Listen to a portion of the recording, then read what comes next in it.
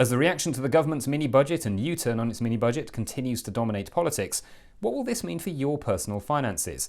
Our personal finance and macroeconomics correspondent Jonathan Goodenough has more. That's right, when Kwasi Kwarteng, the shortest-lived Chancellor of the Exchequer who didn't actually die in office, announced his plans on the 23rd of September, it's fair to say that the markets were spooked. And what does that mean? They were sort of scared, worried, anxious. I wasn't asking for synonyms. What does it mean?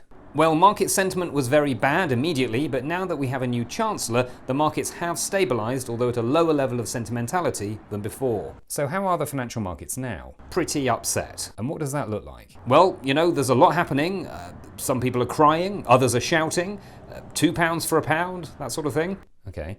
Now, we've heard a lot about gilts recently. What exactly is a gilt? Not something the Prime Minister feels. Not guilt, gilts. Oh, yeah, a gilt is basically a UK government bond. And what is a UK government bond? Daniel Craig?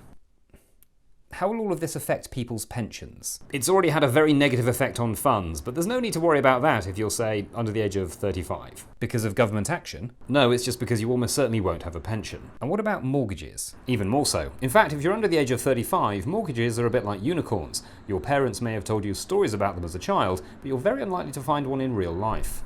This financial chaos has even drawn responses from other world leaders, hasn't it? Yes, that's right. US President Joe Biden said it was a mistake, French President Emmanuel Macron rolled his eyes and shrugged, and even Vladimir Putin took a moment out of his busy day of massacring innocent civilians to comment that the UK's fiscal plans were irresponsible in the financial climate that he created. Strong words from the despotic dictator there. What's been the government's response? Well, Suella Braverman accused him of being a tofu-eating, Guardian-reading member of the wokerati, but we think she might have just got a bit confused. Thank you, Jonathan.